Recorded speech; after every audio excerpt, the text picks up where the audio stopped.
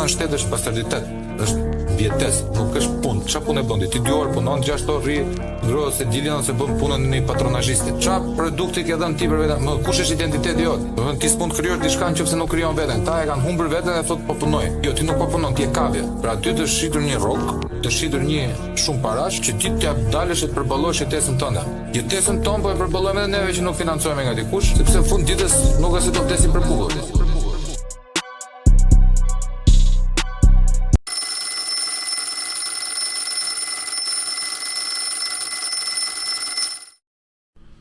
Përshëndetje miq të Tru Podcastit. Faleminderit që jeni me neve. Ju bëjmë me dije dhe ju bëjmë me thirrje, sepse gjatë transmetimit juve harroni që duhet të shtypni butonin e like-ut sepse është pa para dhe ta shpërndani, gjithashtu të bëni dhe subscribe ju që nuk e keni bërë subscribe kanalin ton të YouTube-it zyrtar Tru Podcast Media by Shpend Gashi. Gjithashtu, këtu poshtë keni edhe 2 IBAN në lekë dhe në euro, siç i shihni aty bashkë me emrin me të verdh që është Shpendi me in fundi o shpend në pasaportë, mund të bëni donacionet tuaja për Tru Podcastin. Gjithashtu, edhe në këtë premier, juve mund të kuotoni me super chats dhe super stickers, por dhe të bëni një nga 3 abonimet tona, paketat tona të abonimeve, starter pack, advanced pack dhe premium pack.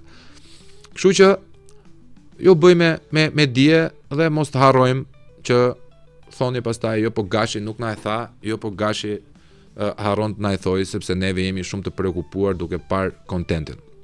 Dhe për sa i përket kontentit, në Tru Podcast ka ardhur i ftuar një këngëtar me të cilin të gjithë ose jemi lumturuar se jemi lidhur me dikë, ose kemi qarë kur jemi ndarë nga dikush. Dhe ky personazhi, ky këngëtari i shuar i famshëm në Shqipëri, këngët e cilit për fatin tuaj të mirë dhe për fatin e keq të atyre që e kanë inat, janë të gjitha hite dhe dëgjohen në çdo kohë, është Vedat Ademi. Vedat, të falenderoj që më erdhe vlla. Është kënaqësi Shpendi. Personalisht më kote thashte që kemi gëzuar se me këngët e tua kemi kënduar me të dashurat respektive, ose pastaj gjatë prerjes të damarve kemi dëgjuar po prap këngët e tua që të qanim, a kupton? Na kujtoheshin. Kjo ishte e fortë. Kënaqësi që jam bashkë me ty sot në podcastin tat, edhe më vjen shumë mirë sigurisht. Faleminderit për gjithë dashamirësinë dhe vlerësimin. I kemi merituar.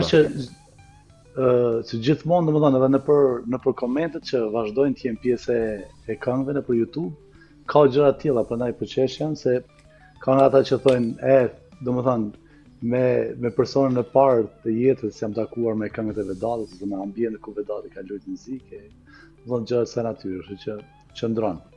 Ka pas diçka, un kam qenë në koncertin ton, le të themi, nga këto daljet e premtes së shtunës kur ke qenë në Tiranë, që militojnë në Tiranë, tek qyteti studenti kur ishim student, ka qenë një Blue Bar, më duket, Blue Cafe, që ti vije nuk e di, ishte i përhershëm atje të martave, po. Të marta kemi ardhur, ka qenë edhe një promovimi, një pakete e gjitha me radhë me pije falas e kështu ashtu, po të mbaj mend që i kam thënë ishte dashurës time në atë kohë, i kam thënë që ky zotëria, se unë s'pare kam pas qef këto këngët, domethënë nuk e kam pas qef të dalat, sepse u bë ajo muhabeti playback-ut, ti e di më mirë se sa unë, njerëzit vinin 40 minuta vetëm kërcenin, jo këndonin. Audienca ishte e shumë llojshme, kishte edhe të mirë edhe të këqij, kurse ti e miku im, ke pasur diçka ti e më i mirë live se sa kur je në regjistrim. Dhe këtë ta thot Shpendi që të paktën për zë muzikor, që më thonë shumë veta që kam muzike, po dhe vesh muzike, se unë du muzikë cilësore. Dhe pa të njohur ty personalisht nëpërmjet vllait ton përbashkët Gent Bego, që e përshëndesim. Të kam dëgjuar vlla, hera herës, edhe në makinë. Dhe nuk jam në i fan si këngëve shqiptare. Tani, cili është brumi që ti ke brumosur këtë lloj personazhi që ti rezistoj kohës? Se këngët e tua rezistojnë kohës vlla. Shumë faleminderit Genti, se një lloj. Kam përshtypjen që është Muzika që unë jam rrit, ndoshta ajo që kam dëgjuar gjithë jetën edhe shijet e mia muzikore, ndoshta nuk më kanë lënë që të devijoj nga ato të si jam rritur unë, edhe me shijet që kisha formuar, domethënë. E kam parë muzikën si diçka shpirtërore, do thoja, nuk është se kam bërë gjëra origjinale, kam përshtypjen që edhe tek njerëzit transmetohet gjëra kur je vetvetja dhe bën ato gjëra që ti vërtet i ndjen edhe i do ti bësh. Kështu që e kam pasur shumë të tjerë, domethënë thjesht kam ndjek atë që unë ndjeja dhe besoj që kjo ka rezultu pozitive, si më thënë, në faktën pavarësisht se publiku ndonjëherë nuk është se ka qenë më i madh i mundshëm, për shembull, se muzika që kemi bërë është, do të thënë, i përket një shtrese pak më që janë më, nëse mund të them kështu pa ofenduar, si më thënë, që kanë shije pak më të holl muzike. Po. Për që kjo kam përshtypjen që është edhe arsyeja. Pastaj unë e them shpesh që për një artist është shumë e rëndësishme që muzika dhe arti që ai bën të jetojë më shumë dhe sa vetë artisti. Kjo është dukur. Pse do thua ti? Kjo është dukur sepse ti ke Johnny Cash, ndjes past, i cili për mua është super këngëtar, edhe super njeri, që nga grupi The Highwaymen, pastaj edhe kur doli solo, që kur gjon këngën e tij Hurt, edhe pse është bërë në 2009-ën, në 2008-ën kur ka dalë si lançim, ka të njëjtin efekt kur e dëgjonte në 2026-ën. Por mos të folur pastaj për grupet legjendare Led Zeppelin, Pink Floydat, etj, Deep Purple-at, që janë brand tjetër. Ndër këta artist, ndër kësaj kategorie artistësh, hyn dhe ti po je, e disa e rralli në Shqipëri. Në tregun muzikor shqiptar ti i rrall. E di, e kuptoj. Kam përshtypjen është ajo që thash që gjërat janë bërë me shpirt, këngët kanë pas një harmoni, melodi, tekst, domethënë që të ngelet, edhe që nuk i del moda asnjëherë, domethënë që mund të jetë aktual çdo moment, si më thënë. I kanë fol dashurisë në një lloj mënyre tjetër, si më thënë, shumë të sinqertë është. Kurse edhe është prodhu më pak, domethënë, përqendrimi ka qenë për të bërë vërtet hite, për të bërë këngë të bukura, domethënë që të ngelen, që janë edhe histori e muzikës botërore sa. Tani gjërat janë shumë të shpejta, gjithçka është thjesht e momentit, nuk është se njerëzit e vasin mendjen ose e preokupohen për të bërë diçka që të ngelet. Kur bën 10 këngë, 20 këngë brenda vitit, sigurisht që nuk do ketë edhe ndaj cilësi. Pavarësisht se unë jam dakord vetëm për një gjë që si sound për shembull, si produksione janë goxha të arrira për shembull, ato që bëhen sot. Po nuk është se ka ndonjë gjë. Unë të them vërtetën, sepse ndonjëherë është e vështirë si artist flasësh, më thënë edhe për shijet edhe për ato që ndodh sot në tregun muzikor. Po mundohem her pas here të rikthehem ose të dëgjoj muzikë shqiptare. Kisha një rast në palestër edhe vura një playlist Albanian Hits 2025 që ishte. Edhe gjeta vetën që mas qere kohë 20 minuta u lodha, u ngarkova, domethënë nuk e di, nuk po më vriste veshin. Edhe u ktheva ato gjërat e mia tjera pastaj edhe thash këtu jam më mirë. Kam përshtypjen që është e gjithë gjëja ka marrë një lloj drejtimi gabu. Është edhe në botë pak a shumë, po te ne është pak më e theksuar kjo, sepse në vendin ku jetojmë në Amerikë tani. Të them vërtet, sot bleva biletat për koncertin e Bruno Mars në Gurë që do jetë këtij viti, bashkë me bashkëshorten time dhe me djalin e madh, sepse ai është shumë i fiksuar, domethënë e pëlqen her pas here i bie pianos edhe këndon këngë. Ta ka marr talentin domethënë, ka trashëguar talentin. Ka zot lezetshëm kështu, vibratot fine, si më thënë, të lezetshme, edhe i bie pianos, i pëlqen të këndojë. Edhe më pëlqen domethënë që ndoshta edhe nga ajo që më dëgjon mua për shijet ose për këngët që unë dëgjoj, kam përshtypjen që është krijuar edhe ti kjo lloj gjë. Nuk dëgjon muzikë kështu domethënë, po them rëndom, i zgjedh artistët edhe është shumë i holl në shije, më vjen mirë. Edhe do të thoya këtë gjë që tregu i Amerikës nuk është ai që ne njohim ndoshta në Shqipëri. Për shembull. Edhe këtu mund të ketë artist, mund të ketë hip hop, mund të ketë gjëra fast që bëhen këtu andej, po kur vi puna te vlerësimi për shembull, diferenca mes për shembull Bruno Mars ose një hip hop artisti po them është goxha e madhe, edhe te bileta, edhe te vlerësimi që bëhet, e kupton? Kështu që ne ndonjëherë njohim, si më thënë, jo pjesën e duhur tregut, edhe themi që ama se edhe bota kështu tani është e këtij andej. Po nuk është e vërtetë gjithmonë, sepse këtu prap vlerësohet arti, vlerësohet artistët e vërtet, muzika. Mendoj që jemi i vetmi vend, domethënë Shqipëria, apo them Kosova, edhe në Ballkan, do thoja, që playbacku vazhdon të funksionojë, domethënë. Nuk e kuptoj asnjëherë çfarë ndjesi është, unë për vete nuk do shkoj asnjëherë të dëgjoj një artist playbacku, domethënë për të kërcyer që tati 40 minuta, 30 minuta. Për që jam rrit me atë lloj muzike, madje eksperienca ime e parë me mikrofonin ka qenë live, se dija si ishte studio, po ndërlidhem atë pjesën që the ti më mirë live se kur të dëgjon kështu. Edhe jam mësuar me live-in që në moshë të hershme, edhe ashtu e ndjej edhe mendoj që nuk Unë kam një përshtypje për live-in. Live është prime time. Domethënë është main eventi. Në qoftë se ti je i përgatitur për live, edhe je i zotin live, ti je në Champions League. E njëjta gjë e ekuivalent është edhe në fushën time që është media, tani më, podcastet gjitha. Unë edhe regjistrimet që i bëj, siç jemi këtu sot bashk, bëhen live të gjitha, që do të thotë, ne nuk bëjmë asnjë lloj ndërprerje. Edhe emisionet e mia News 24 janë live, po më fute playback, mua më vdes. Sepse duhet fillosh pastaj jo po kam emocione s'dola mirë tu pritë këtë, fillon bësh Arnus, bësh Gashi duar gërshëra, si Eduard duar gërshëra, a kupton? Dhe ajo që kam shqetëson mua që doja ta trajtoja me ty sot është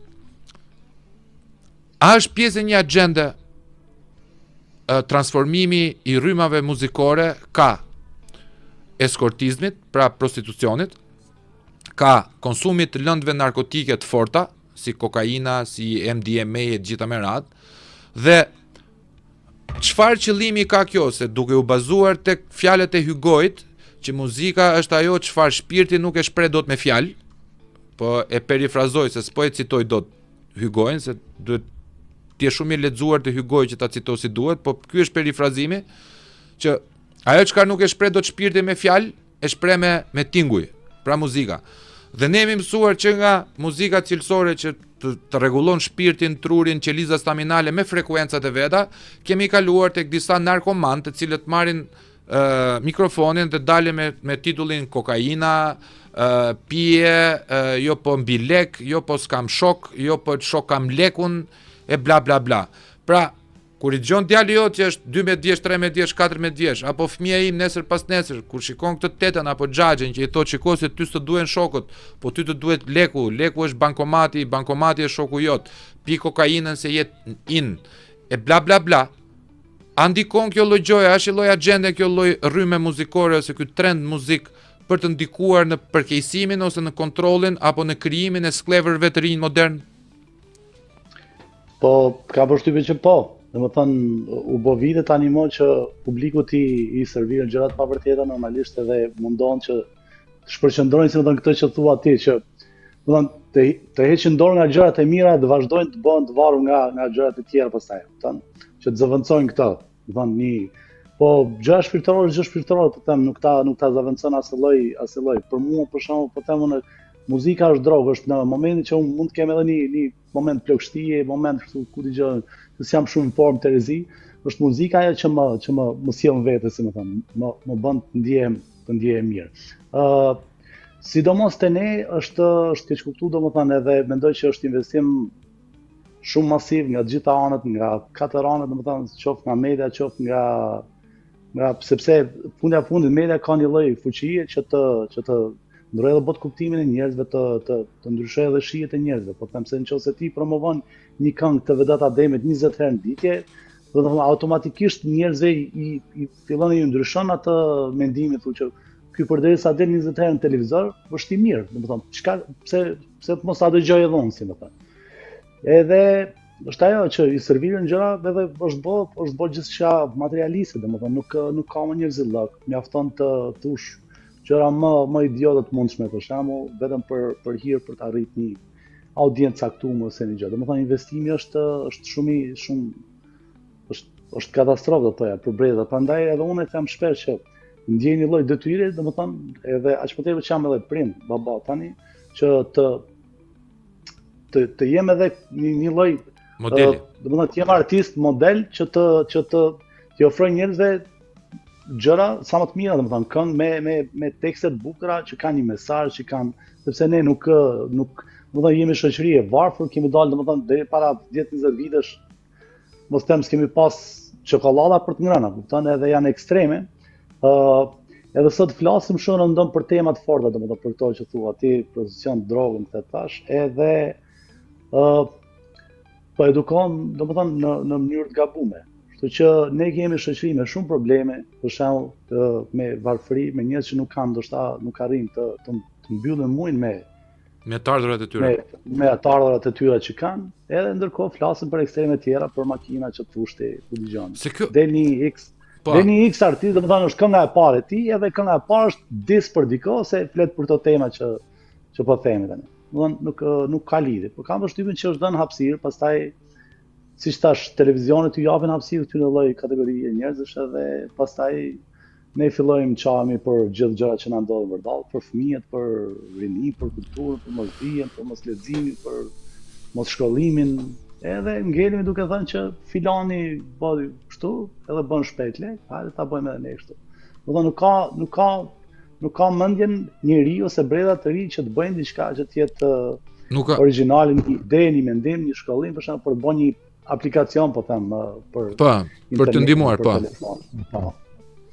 Është tu kanë dalë show spektakle boshe, domethënë që njerëz që shohin, fyen pa këtu të gjitha janë boshe.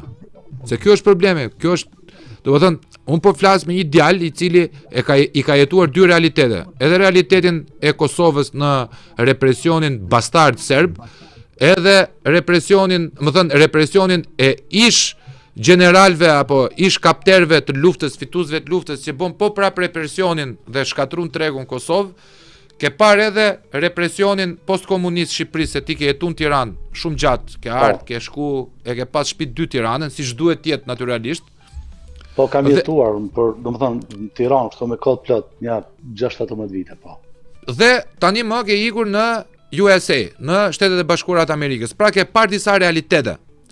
Dhe ajo që më shqetëson mua është që këtu promovohet Boshnaja, pra promovohet Big Brotheri, promovohet përputhen, promovohen debate idiote infertile, politike, pra dalin gjithë digitologët dhe flasin, komunikimi është bërë me ChatGPT, vargjet bëhet me ChatGPT, edhe muzika bëhet me AI.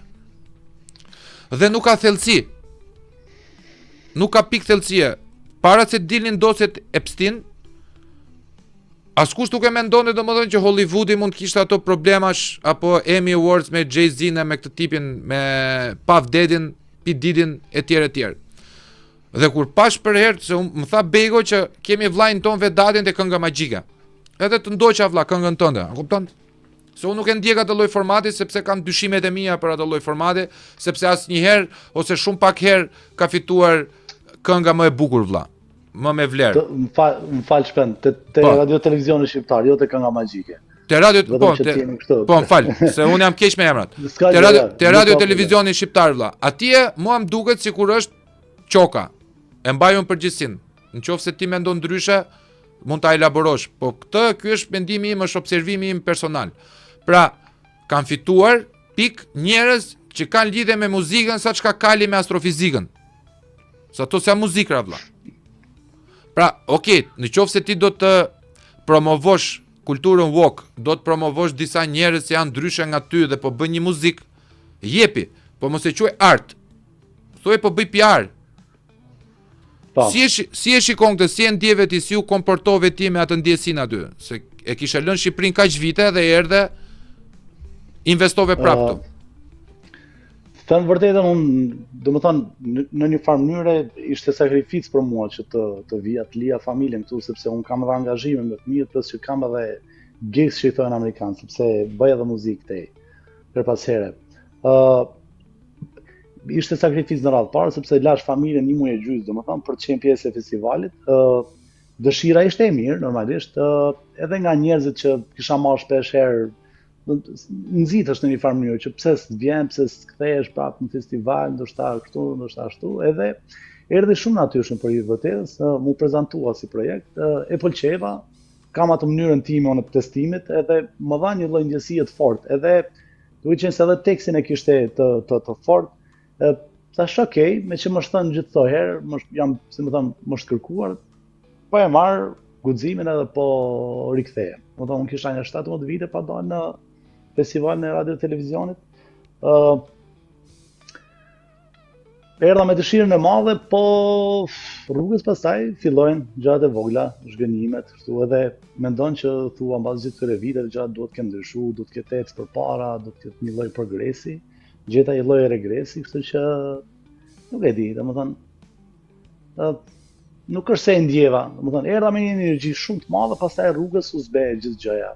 Edhe aty kuptova pastaj që edhe vetë domethënë po se njeriu edhe flet me veten në kuptimin që bën analizat e tij. Dhe thash, edhe sikur fitoj këtë gjën, prap nuk do jetë asnjë gjë, domethënë në gjithë ato zallamajin që ndodhen. Do që të prehen krah, duke pa gjithë procesin, gjithë gjërat që ndodhen. Mora atë vlerësim që mora, nuk është se kam në që them ty. Zdi domethënë jo të jemi rezervu, po mundon të zgjedh fjalët mos them gjëra, domethënë që janë të pavërteta, po mundon të kem thjesht atë ndjesinë që unë e mora. Edhe besoj që e kam mbyll me ciklin e festivaleve sa të kem jetë, kështu që pse nuk ti thua që pas kësaj kjo ishte dalja e fundit për ty, kështu e ke vendosur? Në festivale? Në festival po, në festival po. Nuk po qa pe vlla?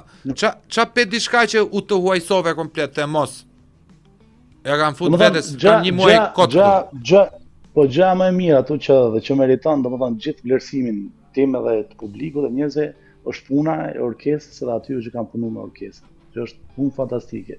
Ata janë të papamë, domethënë, punojnë me orë të zgjatura, ndoshta edhe me rroga të vogla, po them, po me një përkushtim të jashtëzakonshëm, kështu që orkestra meriton gjithë vlerësimin tim, sinqerisht, ata janë top. Pastaj pjesa tjetër janë kështu gjëra që them unë. Nuk merr, domethënë atë respektin që meriton një artist, po them. Është një lloj harbutliku gjithandej, si më thënë, sjellje e vrasht, nuk ka energji, nuk ka asnjë gjë, domethënë. S'merret vesh kush ka hyrë ka dalë, po them. Kështu ka qenë për herë apo thjesht ishte keq, po është bërë keq? Superstara, artist, po them, nëse mund të them, që bojnë, më fal shprehje, por domethënë edhe thu që vinë nga Hollywoodi, domethënë pa mirësjellje, pa ku dëgjon. Shumë gjëra. Këtu kam filluar me që është podcast kështu, po flasim sikur kena dalë. Vlla, kjo është podcast vlla. Ato domethënë mundon të them gjëra që vërtet i ndjej dhe i kam thënë edhe njerëzve të afërm të mi për shkak. Ato gjëra po t'i them edhe ty. Ndryshimi midis podcastit dhe intervistës, unë e bëj shumë shpesh vlla, sepse në Shqipëri akoma nuk është hapur kultura e podcasteve, janë hapur shumë podcaste ose janë hapur shumë media që veçuajn podcaste, po podcastin as nuk ja kanë haberin se ç'a është. Se këta mendojnë që i ka pyetje përgjigje. Podcasti është bisedë dhe shumë e lirshme, është sikur jemi në kafe me kamera. Është Dinner with Andre. Filmi Dinner with Andre. Ne duhet të fillojmë, domethënë detyrimisht fillon njeriu bëhet edhe selektiv, po them që jo për të bërë shefin tani, po doja të isha pjesë e podcastit tat me shumë kënaqësi sepse kam një vlerësim të jashtëzakonshëm për ty, sepse më transmeton energji të mirë edhe unë e dalloj që je i vërtet edhe është ajo gjë që the që nuk bën dot ndryshe, domethënë playback me pjesë me kput këtu, kput atje. Domethënë kështu që ne po bëjmë një bashkëvizitim të sinqert edhe të drejtë për drejtë. Më thënë, fati im i madh vlla është që kam lindur si podcast në një kohë trazirash e kohë shumë të errta, ku njerëzit e mirë po vriten, më thonjë sa metaforikisht, dhe po prevalojnë totalisht këllirat. Po kur them këllira si në mediokër në personalitet, mediokër në karakter, mediokër në sjellje, mediokër gjitha. E kam pasur fatin e madh ose të vogël, nuk e di, që 23 vjeç bëhesha pedagog në Fakultetin e Shkencave Sociale. Përplasja ime ka qenë gjithmonë me prorët, edhe unë rria me pastruset, me rojet, i jepja respekt në maksimal, edhe pse ato më thoshin profesor. Një njeri e vlerëson veten e vet, hierarkinë e ka me ata që sillet poshtë vetes, se me ata që janë lart e dim neve që gjithë ja puthin dorën.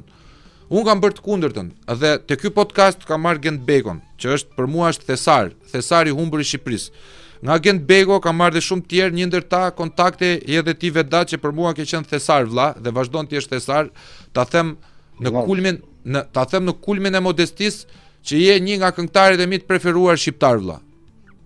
Që unë e dëgjoj me qef, dhe ti se ke ditur fare, po unë kam qenë fan se kam ardhur në koncertet e vogla që ke bën në Tiranë. S'kishe si të njifje se unë isha Mister Askushi, djalë që kisha pagu biletën për të ardhur, po që më besoj që kam ardhur me qefi më të madh për të dëgjuar dhe mendoj se e vler. Nga ana tjetër, kur kam pyetur Bacon, një dhe super familjar, që është komponent artisti me njeriu e madh. Se ti je artist i madh dhe njeri i madh vlla, janë dy gjëra të ndryshme. Shkencëtari i madh, shkencëtari i madh ka qenë Einsteini, po s'ka qenë njeri i madh. Ma kupton diferencimin? Po, e kuptoj shumë mirë. Edhe du të ndërlidhem me pjesën që the ti, te trajtimi që ti i bën edhe mënyra se si sillesh, domethënë me ata që janë ndoshta në hierarki, po. Po. Edhe unë shpesh për shembull se kam pas një defekt, domethënë në kuptimin që nuk e duroja dot kur ishim në një ambient, në një restoran ose një lokal, edhe ndonjëri pa dashje nga shokët ose miq që mund të ishte atu, kishte një sjellje arrogante, kupton, ndaj një kamarieri për shemb. Unë nuk e lejoja asnjëherë dhe mendoj që aty duket, domethënë se sa njeriu se si për njerëzillokun që ka, domethënë, për atë shpirtin që ka. Kështu që është domethënë sjellja edhe me ata që janë më me pak pushtet na bën domethënë që njeriu të ketë vlerat e njeriu të duhur, se më thënë. Kur kam dëgjuar një intervistë nga të rrallat e Liri Gëllsanit, festimit të Pintave, për mua të dy ata çunat bashkë me atë djalin tjetër Lunin e meritojnë titullin apo emërtimin rapsodët në rap të sotit. Sepse ata fusin fishtën, fusin prallat e 101 netve, pra janë çuna me botë që lexojnë, prodhojnë lirika në formën e rapit dhe të hip-hopit. Edhe pyet intervistuesja, si ka mundësi ta festim ti jesh i veshur kaq thjesht? Se pretendohet që të marrësh 20.000 euro, 25.000 euro për një koncert o vlla. Janë çmime shumë të larta, se kanë audiencë shumë të madhe. Edhe kujt me i mburr tha? Kujt me ju mburr vlla, se unë jetoj në Prishtinë tha. Në Prishtinë njerëzit janë me listë zez te ushqimorja. Nuk paguajnë dot muajin, bukën e muajit. Unë tani kujt duhet me i bë karshillëk tha? Me kujt me i tregu që kam kerr të shtrenjtë, kujt me i tregu që kam Louis V, kujt me i tregu që kam orën Patek Philippe në dorë. S'm duhet kjo tha, s'm vyn. Që aty kuptova që humbleness, të qenit humble vlla, të qenit mirënjohës, më thë mirënjohës ndaj Zotit, sepse unë jam besimtar në Zot. Ati ka dhënë Zoti gjithë to talente. Je i bekuar vlla. Duhet të jesh falënderues, se mund edhe mos t'i kishe. Mund edhe mos të kesh mendjen për ta gjetë talentin. Dhe kjo e bën njeriu e madh. Pa diskutim, unë i pëlqej edhe për vete si hip-hop artista të dy, madje MC Kresh e kam pas këmshi për shumë vite. Kemi nda një CD player, domethënë kena dëgju bashkë muzikë, dhe ka qenë domethënë i lexuar që atëherë që fëmijë po them. Dhe qenë i talentuar, edhe janë nga të paktët domethënë që unë i vlerësoj për ato që sjellin edhe për tekstet e tyre normalisht që i kanë gjithmonë aktuale. Do të thonë është talenti ta ka dhënë Zoti, duhet të dish ta shfrytëzosh në mënyrën më të mirë mundshme për të shërbyer, domethënë ai publiku për t'i bërë ndjen mirë të gjejnë diçka tek ajo që ti sjell.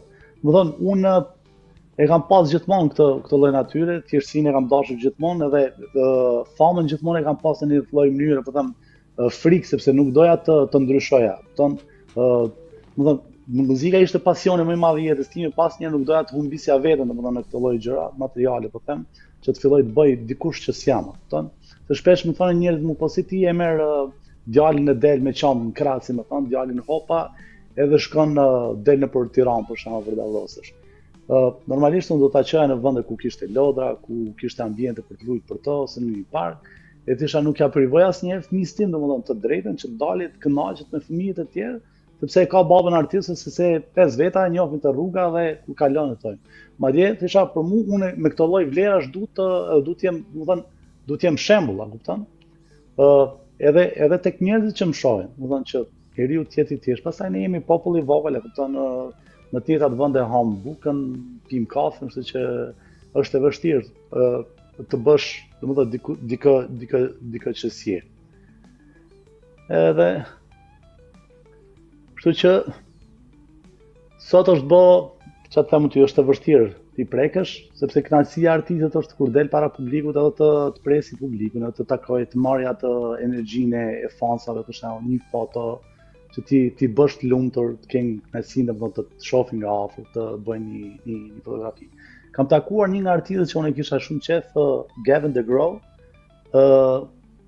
është këngëtar, unë këngët e tij kam kënduar edhe her pas here, domethënë. Chariot e I Don't Wanna Be kanë qenë sa këngë, edhe shkoj në koncertin e tij, prita pak, domethënë nga jashtë, e parë që po prisin njerëzit, edhe me shumë, çfarë them ty, me shumë thjeshtësi, ndeti, mburi dorën qafi, tregova thash, kam kënduar këngët e tua në Shqipëri shpesh nëpër gigs që unë bëja këtej andej.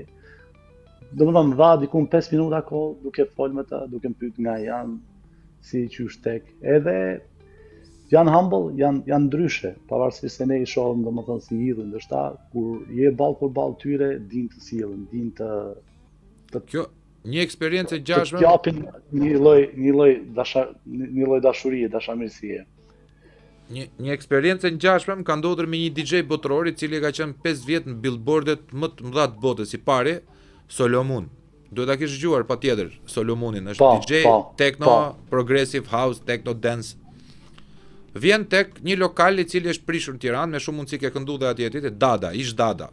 Mbahet më Dada në blok? Po, vjen, e baj më shumë. Vjen aty, Dada ishte një nga lokale që unë e frekuentoja se kishte një klientel shumë të ngritur. Domethënë vajzat e djem që vinin atje ishin me të vërtet të këndshëm. Domethënë nuk vinin për sherrë, nuk vinin pse mpe, pse s'mpe, gjithë alkoolin e mbanin mirë. Vide secili vide për çevin e vet, për kalu bukur. Bravo, me dress code. Mos nuk vini me tuta sporti, se kishe edhe probleme në klabe tjera që unë jam filani, jam nipi këti, o vlla ti qofsh edhe biri Krishtit, po unë kam dress code. Futet Solomoni. Bëjnë warm-upin 2 DJ tjerë, futet Solomoni në trek. Këta DJ-t po rinin, po shikonin, as nuk i afroheshin. A kupton?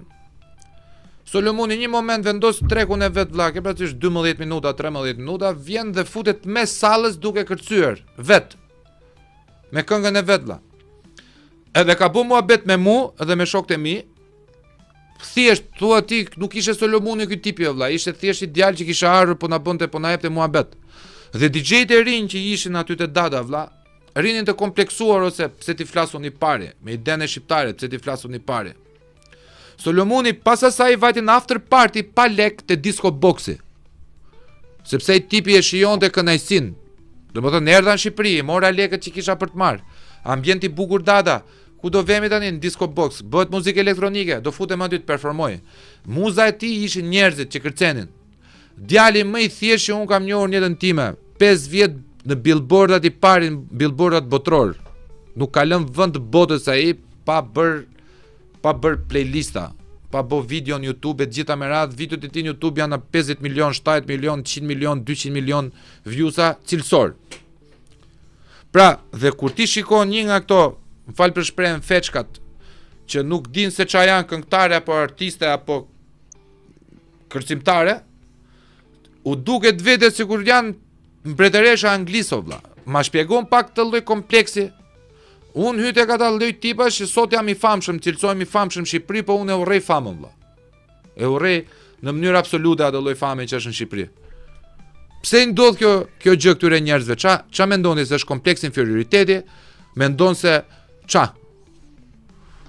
Domethënë kur janë të paftë ose kur nuk kanë vlerat që duhet, domethënë, gjejnë forma tjera domethënë për të mbajtur veten në pjedestal, si më thon, për të mbajtur veten lart. Kurse një artist i vërtet do të tregojë vlerat e tij në artin që bën, në skenë, aty do të tregojë artistin. Pastaj në jetën e përditshme nuk ka pse ti bëj kashillak për shkakun, sepse edhe në raport me kolegët, për shembull. Unë kur jam në mes kolegësh, unë mjafton që e di që kam pa në televizor filanën, i flas me shumë dashamirësi, se më thonë mundohem ti respektoj gjithë, ti nderoj, ti flas, ti jem humble. Kurse këta e kanë, domethënë, nga që janë të paaftë për të bërë atë që duhet vërtet, përdorin këtë kartën pastaj për të mbajtur veten lart, domethënë, duke shit mend, domethënë, me atë që s'kan. Sepse unë mendoj që një artist ka tjetër shpirt, është tjera bot kuptime, kupton? Nuk mendoj që unë e kam filluar muzikën sepse kisha një djeshmëri për muzikën, për shembull, unë isha rrit fëmijë, kërceja Michael Jackson në përlagje, këndoja, s'pushoja asnjëherë. Unë e doja muzikën. Nuk kisha për qëllim të bëhesha i famshëm, domosdoshmëri aq më tepër në fëmijëri, si më thon. Po ka përshtypjen që është kjo, nuk kanë vlerat e duhura si artistë dhe pastaj gjejnë forma tjera për të rrit vlerat vetë. Sepse unë brenda vetes tyre unë e ndjej për shkak se më ka rënë rasti me ta kushëm, e kanë atë inferioritetin që thua ti. Do të thënë, pa barabartë. Do të thënë artistikisht flas. Dhe pastaj çështje lekësh, si më thënë, ata mund të kenë më shumë lekë se unë se ti e shumë tjerë, po do të thënë ata nuk ndjejnë prapë se kanë këtë pjesë, nuk kanë atë që i plotson, sepse unë thash, crowdi im është për shembull atu 200 veta, 300 veta. Unë i lumtur jam me aq njerëz për shembull sepse e di që të gjithë kanë ardhur për mua. Kurse në ambientet që bëhet sot muzikë kryesisht 10% 20% mund vinë për filan fistekun dhe pjesa tjetër vinë hajt se aty mbushet me kështu me ashtu edhe shkojmë bëjmë çik qyfyr. Kam qenë pjesë e një rast kur po luja në blok edhe disa miq të mi nga Amerika më thonë që kishin ditëlindjen, edhe kalum tek lokali përballë aty. Ishte një big artist, nuk duhet përmend emra. Edhe me idenë emër i madh, okay, tash i muzikës moderne këtë, po e shoh. Do të thonë as lloj atmosfere, as lloj gjë, as lloj energjie. Shifra ca rob që ishin shtri ato në ato poltrona pa ato. Po vite zor, si më thënë, edhe ika po, nuk është se nuk e duroja dot, do të thonë, ishte gjithçka një gjë pa emocione, kupton? Ne po vija nga gjitha ajo energji, kisha 2 orë që po bëja muzikë live, si më thënë. Duke u qerrë nga zëri, ai tjetri bateri, kitar, e shkoj dëgjoj një që vërdallosesh në për stage ato duke marrë mikrofonin tok këto edhe me dorën tjetër lart, hajde duart lart. Thën. Po pse? Shikoj, e shoh edhe në politik, e shoh edhe në art, e shoh edhe në muzikë, e shoh edhe në film, e shoh edhe te pikturat, e shoh kudo vlla. Tematika të ndryshme, sjellja e njëjtë. Pra, ti shikon në politik, mua më ka rënë rasti të njoh mediokritetin e elitës. E di që do të thotë mediokriteti i elitës, pra ti shikon dhe thua ky ka stof ministri, deputeti, gjithë duhet të jetë elitar, të pakën mendime edhe në shpirt, dhe ti shikon një debil funksional që është aty thjesht se lëpim bythën e dikujt vlla, se për asnjë lloj gjë tjetër, po që ka pushtet mbi ty. E shikoj tek moderatorët e famshëm të prajmeve, fol me menaxherin time, fol me sekretaren time, ti je pa shofer, ti vjen me autobus, ti përdor autobusin, po çfarë është kjo? Do të thonë, unë edhe po të jem nesër kryeministër vlla, do punoj jo karikusin e telefonit.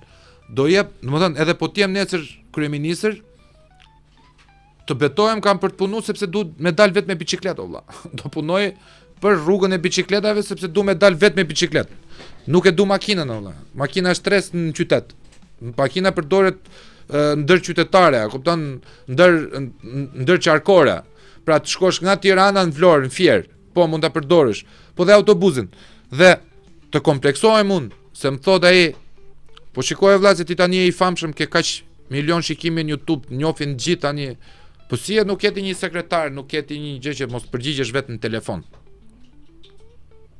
Dhe e shikoj, e shikoj tek disa persona o vedat, të cilët janë lindur të varfër,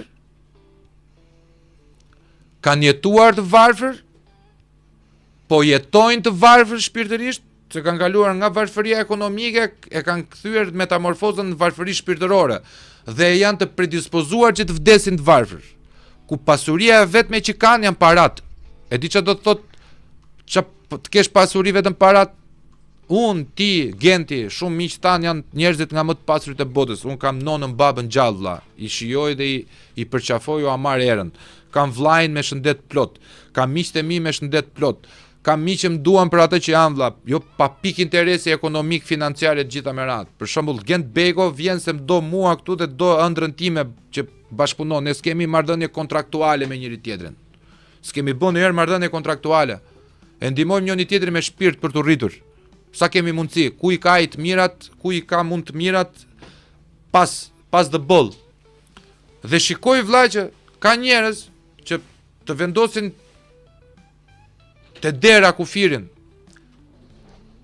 Të vish ti për shembull në kohën e fushatës këtu, veni njerëzit paguanin 8.000 euro për 10 minuta në televizion vlla në fushat. E di çfarë do të thotë 8.000 euro për 10 minuta në televizion shqiptar? Do më thënë që për dal, për të bë fushat. Për të bë fushat, po. 8.000 euro kanë pagu njerëzit për 10 minuta. Unë 8.000 euro për 10 minuta i paguaj vetëm në CNN vlla. Po mu desh, paguajnë CNN, sepse e kam tregun 2 miliard banor të botës, minimalisht shikojnë CNN-in. Fut edhe Al Jazeera CNN ti të pjesës lindore, kape 6 miliard veta audiencë. Edhe i paguam për ato 10 minuta i paguam, po ta paguash tek një televizion shqiptar që i ka dhe vjusat e bler, ose duhet të jesh idiot vlla, ose je i kapur. E të mëshme është të mëshme. Jo, se nga që po edhe ndonjëherë edhe po harroj, domethënë çfarë doja të thoja. Është e vërtetë kjo pjesa që kur i shef ndonjëherë njerëz që drejtojnë vendin ose të bie rasti, se na ka rënë edhe në fushata, është të mëshme domethënë. Tu si ka mundësi domethënë një rob i tillë të përfaqësoj si më thënë shoqërinë ose ka shumë rob që janë zot na ruja, kupton? Kurse sa i përket saj punës së sekretarëve, këtyre menaxherëve këto, më thënë kam përshtypjen që janë njerëz tash vetmja gjë që më vjen në mendje është se janë njerëz bosh që duan të japin vlerat vetes tyre në forma tjera, kupton?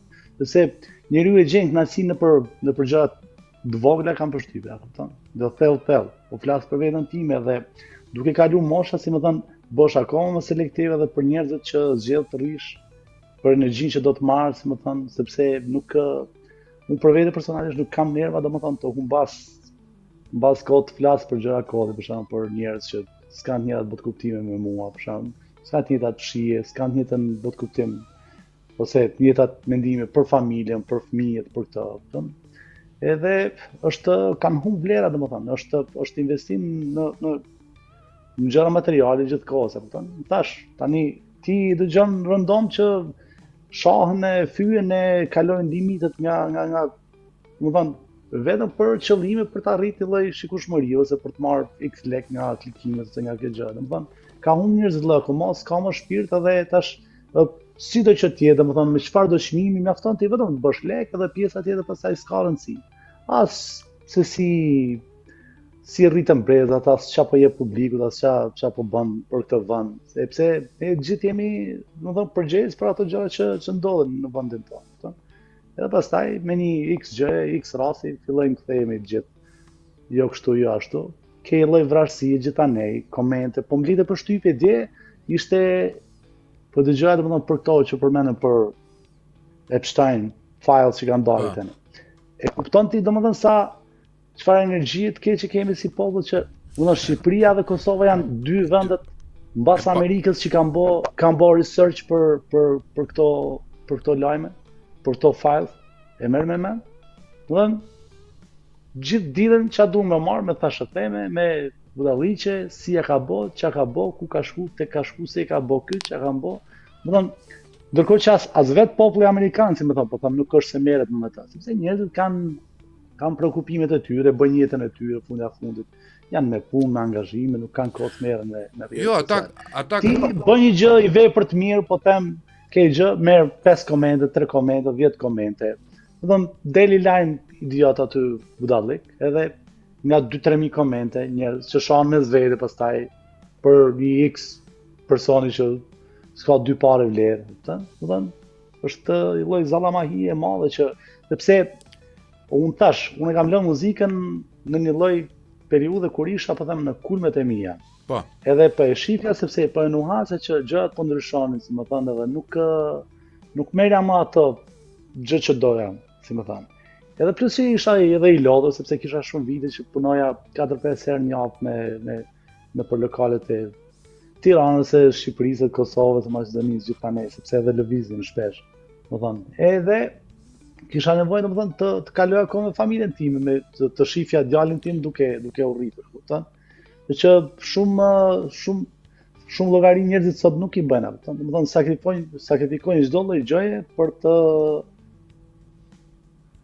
lek për shembull, pastaj kur kanë lekët i ikën fëmia nga durët, s'ka pas kohë të merret me fëmijët e tij, të edukoj, të mësoj, sepse unë për vete po flas tash se duhet të bëj moral, si sa është bërë kështu, si më thënë, gjëja më e rëndom, si më thënë, se gjithë bëjmë moral, pastaj s'kemi moral për vetëm, po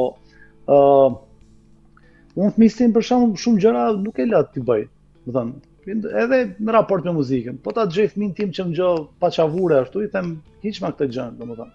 Edhe ja shpjegoj arsyeën pse qysh. Po, nuk imponohesh logjikisht.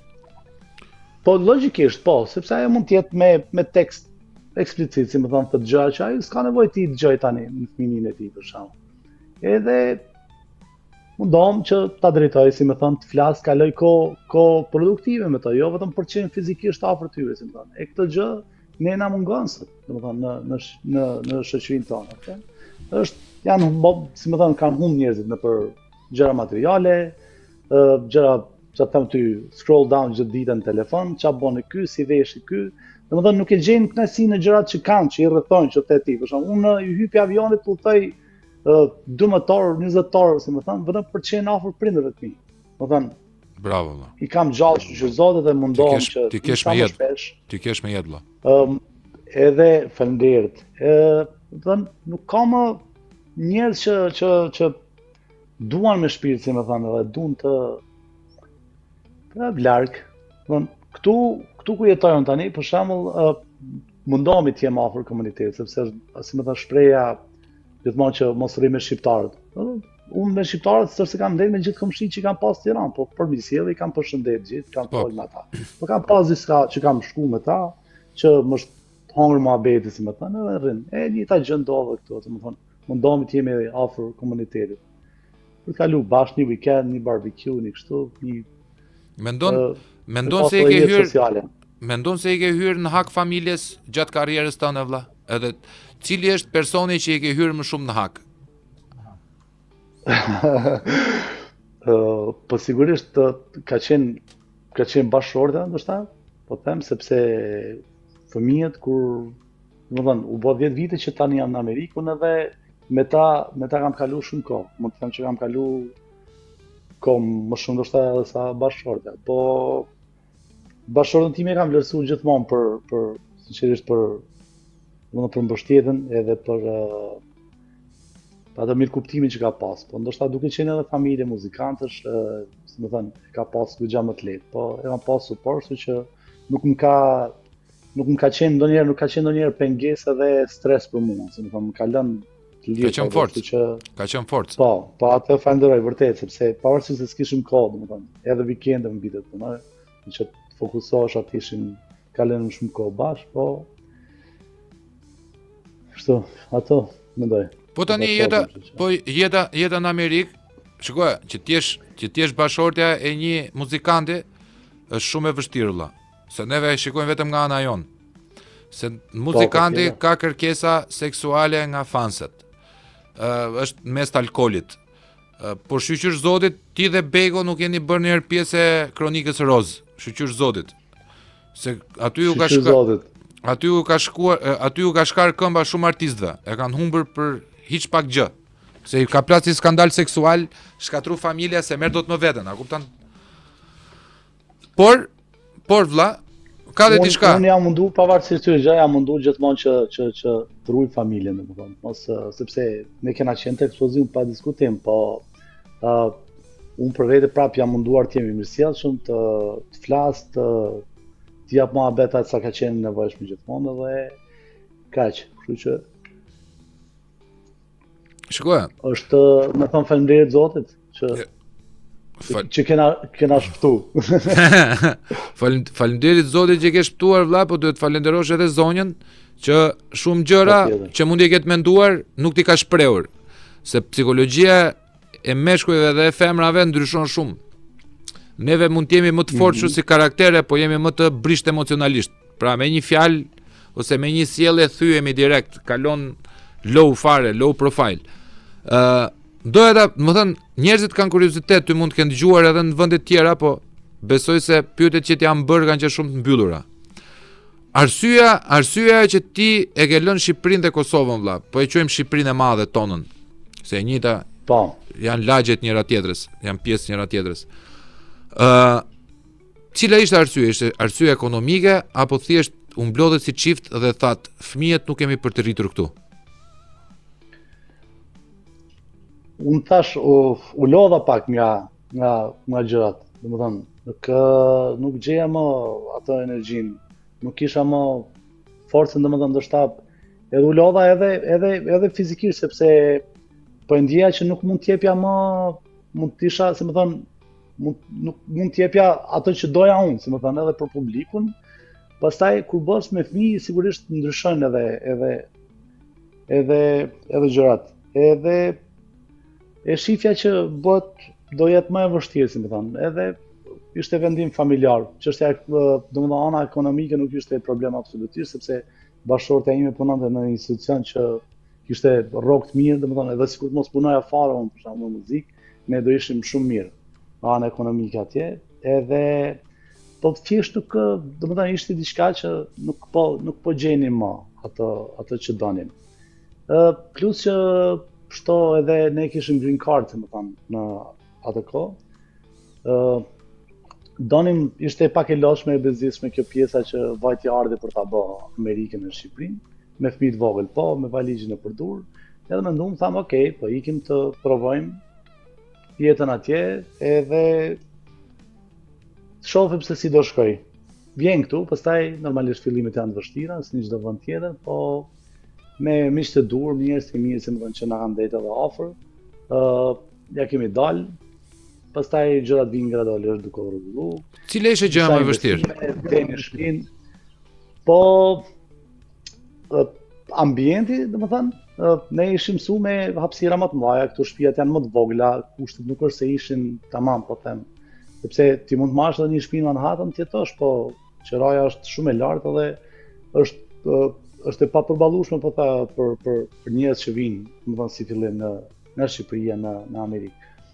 Edhe kështu, po ishte fazë, domethënë, që kaloi, tani që Zotit jemi mirë, kemi një shtëpi të bollshme, me kushte të mira, punojmë të dy, edhe unë dhe bashkëshortja, fëmijët janë me shkolla, me aktivitete, është vend i qetë. Ku jeton? Jeton në New York apo? Si më thon pa në New Jersey. Në New Jersey, po. Jetojmë pa të ngarkesën që na jep vendi jonë fatkeqësisht mirë. Do të thënë jetoni pas stresa. Vi rri 2 muaj atje, muajin e parë jam okay, muajin dhe 1 muaj e gjysmë, pastaj nga fundi filloi e shoh që rëndohem pak nga gjithë gjërat, si më thënë. Si do dukun këto zgjedhjet me votën e Mërgatës? Votove ti? Une? Po, kam votu. Vajti vota jote? Vajti vota jote apo s'ka dal nga Po posta se akoma. di, kam përshtypjen që po. Shpresoj, besoj. Si të duk që vota e diasporës mbajti establishmentin politik? Po,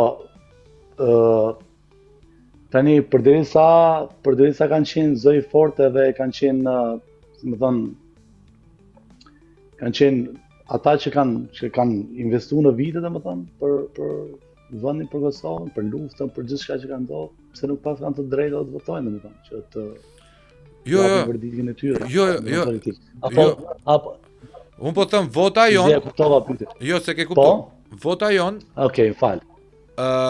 vajti për establishmentin. Po flas për votën në Shqipëri, po mund të flasim edhe për votën në Kosovë. Okej, thashë se po më pyetse për në Kosovë me që ishin zgjedhë tani. Okay. Jo, unë kam qenë ndër të vetmit në Shqipëri vlla, të paktën që kanë thënë se nuk mund thoni dot që shqiptarët nuk mund të votojnë se e ham neve. Të gjithë kemi të drejtën për ta ushtruar të drejtën e votës, sepse në mos Vedati ka ikur në New Jersey, prindrit i ka këtu. Pra do marrë edhe ca vendime, do delegoj votën për të ruajtur edhe stabilitetin e prindërve të vet, se nuk është se ike me gjithë fare fisniti dhe nuk ke më lidhje me Shqipërinë. I ikën si mërgjimtar, nuk është se i ike për tu transferuar tërë jetën andej, ose nuk mund transferohesh dot kur ke njerëz këtu. Pyetja ime ishte këtu. Si ka mundësi që Kosova është pak realitet tjetër vlla, se është Albin Kurti kundër establishmentit pas luftës. Dhe në diskurin publik Albin Kurti, paçka se unë nuk e kam fare qef si politikan, në diskurin publik ai ka fituar me ata vlla, sepse zullumi që kanë bërë partit pas lufte ka qenë aq i madh sa Albin Kurti mund të prodhoj kontent edhe 20 vjet tjera duke i sharë ata dhe duke marrë vota. Problemi ishte në Shqipëri që u mandatua për herë të katërt një qeveri 12 vjeçare, e cila e ka çuar vendin pikjat, dhe po prap shqiptarët e Mërgatës votuan Partinë Socialiste të Shqipërisë vlla. Mund të bëjmë një logjik të thjesht elementare. Pse mendon se ka ardhur? Unë e kuptova për pjesën e Kosovës, thashë se më bërë pyetjen për ata. Po kurse për zgjedhjen e Shqipërisë unë nuk kam votuar, them vërtetën, domethënë. E ke pasaportën? Ti e ke pasaportën? Po e kam pasaportën, po nuk e kam bërë detyrën e qytetarit së radhë. Pse vlla? Pse mund të pyes pse? Po sepse you don't care it. Nuk mendoj që do kishte ndonjë ndryshim nga politika. Nuk mendoj se do kishte ndryshim nga politika. Vota jote nuk do cilte ndryshim thuate? Po.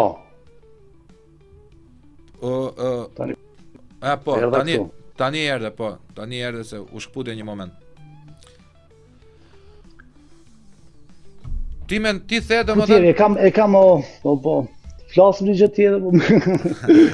Jo, nuk e qef për këtë. E kam jo, nuk është se kam qenë shumë i thellum në politikë, domethënë. Unë gjithmonë kam qenë me një logjik tjetër, domethënë, gjithmonë kam dashur më të mirë për vendin. Edhe mendoj që duke qenë, si më thënë, militant në një parti ose në një parti tjetër, është gjë më e gabuar, domethënë që ka ekzistuar gjithmonë në Shqipëri. Ose ndrohet i pushtet edhe ndrohet gjithë administrata, po them këto. Gjithmonë se domethënë nuk e kam kuptuar asnjëherë. Shqipëria ka probleme goxha, domethënë, nuk e di. Në anën tjetër nuk shoh, nuk e di, zgjej është fjalë të dhura për të thënë, po është i lloj rrëmuje që është e vështirë ndoshta edhe për t'i vënë emër. Unë nuk është se merrem shumë me politikë. Shkoj. Një nga kurthet që na ka mësuar neve politika është që ti jetë aq e bezdishme dhe e lodhshme dhe e vrasht sa të të huajsojë nga dëshira edhe për të marrë me atë. Po në thelb vlla. Është ajo po them që dëgjon domethënë gjëra pak a shumë të njëjta, nuk e di, domethënë. Janë bërë më të bajatshme çdo gjë, mendoj që s'ka si opozitë ndoshta të denjë, domethënë edhe. Po, kjo është vlla. Kjo është pra. Domethënë establishmenti është kapur aq keq sa njerëzit janë të huajsuar nga procesi i votimit sepse mendon se kudo që të vej vota këta po prap janë të njëjtët. Po kjo ka ndodhur sepse ne u kemi dhënë shumë hapësirë atyre. Dhe sot e kësaj dite neve kemi probleme si puna e mbretneshës Ko. në qoftë se sot juve para syve këtë nyje s'dini me e zgjidh, atëherë nesër kjo nyje në fyt ka me ju lidh. E thot Troja të mretne shako. Po. Unë kam dëgjuar një fjalim të tanin që ishte nuk e di në çaj për ku e kam parë, tani vonë domethënë. Tek Tryeza për me opozitën me Sali Berishën. Po. Që kam dëgjuar fjalimin atë edhe më ka pëlqyer jashtëzakonisht shumë, thënë vërtetën. Po vlla se e di kam folur edhe për ty. Po jam I mirë sa ti domethënë, kështu që vlla, kam fol, po jo, un kam fol për ty vlla, për Bekon, për X-in, për Y, për gjithë njerëzit e ngjashëm me mua që mendojnë si unë. Që mos ta merrni për budall vlla. Sepse ti, zotri, nuk do kishe ikur në Amerikë nëse ti do kishe siguri juridike këtu. Unë jam I bindur, nëse ti do kishe garanci juridike për fëmijët e tu, për jetën tënde, për familjen tënde të gjitha, kur e ke statusin e mirë ekonomike, financiar, nus jam punë, vetëm punë, fëmijët në një shkollë të mirë, nuk do me ik me marr 20 orë me taku nonën dhe babën një herë në 6 muaj vlla, kupton? Me I pas prindrit e vdekur për zgjalli, me I pa vetëm nga telefoni. Se bën njëri atë me shëndet plot. Ama kur ta zë garazhin dikush aty pronën tate, edhe se gjen 2 ditë, edhe kur del I hallakat kështu do edhe të çroj hesapet me ty, si më thënë, atëherë ti se shikoja. Unë vlla kam dëshirë, jo më kodë, po se kjo është hera parë që flasim këtu, po s'do jetë hera fundit, dash zoti. Kam shumë dëshirë vlla që të mbledhim, ka qenë atë Zeflumin ti e njeh. Patjetër. Ka thënë atë çetën e intelektualëve që shumica e kanë bërë klishe tash, çeta e intelektualëve. Në qoftë se nuk rekuperohen ose të pakën ne nuk ngrem zërin vlla për 2 shtylla të shoqërisë. Kultura, që është imediate, që vjen nëpërmjet artit, muzikës, filmit, kinematografisë, liriks, baladave, që ti të ngopësh shpirtin, ta ushqesh me frekuenca pozitive dhe arsimit, ku militoj unë pedagogjia e gjitha merat, kur nuk ka për të bërë një shoqëri e shëndetshme. Domethënë fiks do presim sikur të ngjisi pemën peshku. Domethënë me prit aty se do bëhet. Do vi më mirë. Pra, kur thëm për të çetën intelektualëve, te ky trup podcasti vlla. Unë du me I sjell të gjithë njerëzit I bashkojmë me një Zoom. Një Zoom e thjesht një link siç e morët I sot. Hajde të japim gjithë mendimet tona vlla, se çfarë të krijojmë një kod, të krijosh një platformë. Këto janë 2-3 rekuperime sepse të gjithë jemi profesionistë në degët që kemi, në fushat që jemi. Pa pasur xhelozi me njëri tjetrin, pa pasur qëllim me kap finish, se nuk duhet ta kapësh si qëllim për të kapur finishin, se e kuptojnë kështu vetëm ata që nuk din të bëjnë punë tjetër. Unë sot me ardh në Amerikë, po e vështira është të arrish aty ku thua ti, nëse s'ke arsim të mirë cilësor, domethënë, edhe nuk ke art, po them është vështirë ta bësh atë lloj ndryshimi, sepse e kam mbytë keqja që themi ne, edhe është e vështirë të dalësh nga ai bataku që është krijuar, si më thënë. Vetat kanë ata njerëz që kanë një lloj shpresë, po them fije shpresë thjesht kanë zgjedhë një pjesë e mirë, domethënë. Po pse rëndom na bie të takojmë njerëz, edhe unë ndonjëherë habitem sa njerëz të njohur shoh që kanë ardhur në Amerikë. Madje para disa ditësh po më dërgoi një mikesh një foto në një nga live-et e mia shumë vite përpara, e më thotë të besohet që të katërt jemi në Amerikë tani. Domethënë llogarit që s'm shkonte mendja, domethënë, edhe që ata njerëz pastaj zgjedhin thjesht duke parë që zëri i tyre nuk dëgjohet, me të drejtë Zotit nuk ecet, si më thënë, edhe zgjedhin pastaj të largohen. Dhe kështu është, se po them një nga arsyet ishte sepse ti s'merr atë që meriton, pastaj se nëse do them unë strapacohem veti 5 për shembull bëj muzikë gjithë natën edhe vjen një X, po them s'mund t'i quaj as artist për shembull, vjen edhe merr 3 fishin tat, atëherë pastaj sigurisht që ti nuk do ndihesh më njësoj, kupton? E thu që këtu vlerësohet ky që s'ka 2 pare talent për shembull, me mua që jam veti pesti, kam 4 veta në band, kështu që lodhemi gjithë natën bjera i bjer unë, edhe marrim çerekun atij për shembull. Para se të hapja podcastin, Edhe to janë gjitha. para se të hapja podcastin, ti e di që shqiptarit janë gjitholog. Besoj se e ke kuptu. Vinë gjithë t'japin analiza specifike për si të mund për ngritjen e një podcasti, një medie gjitha me radhë. Për çfarë do më folti? Për politik, për filozofi, për psikologji, do më mbledh ti Gentin, Vedatin, X-in, Y-in, do të vinë ty? Pyetja e parë. Kush je ti? Se ti s'ke brand, nuk ke topin nga pas klanin X-in, Y-in. Shikoj, mos vazhdo ti mbash kështu me 3 orashe, 2 orashe, 1 orë gjysë të gjitha. Njerëzit duan fast. A do më ngrit audiencë? Po ti them të gjithë çam kanë ardhur ndërkohë, a kupton? A do më ngrit audiencë? Po. Po merr një nga këta TikTokut. Po vllajtash. Unë në momentin që marr një TikTokut këtu, unë vras emrin Trup Podcast. Se unë kam vendosur në bazë trurit. Pra njerëz që kanë mendim, njerëz që kanë shpirt vlla. Si mund të marrë një debil për klikime? Unë s'jam keq për klikime vlla. Si që them unë që ose vije puna për të bëha të lëgjoj, them i vëj qelsin karrierës, edhe them bëj një punë tjetër, pastaj të zakonshme, e lë muzikën. Amerika dhe Kanadaja janë aq të mëdha sa a ke fuqiti me i hyp kamionit vlla. Merr kamionin, bëni legët e 5 viteve këngëtar mrena vitit. E mbyllë vlla, edhe podcastin e mbyllë në momentin o vetat vllai që un do kem dyshime çfarë do bëjmë me këtë podcast, unë e mbyll vlla. E mbyll me kamera, me të gjitha i shes për i co buke. E mbyll dhe iki. O do ta mbaj me standard, ta ngreb me vështirësi, pa më thonë njeri t'jem qeni dikujt, hajde këtu nga hunda, hajde se do më promovosh mua, hajde se do më promovosh mua se t'kam dhënë legët.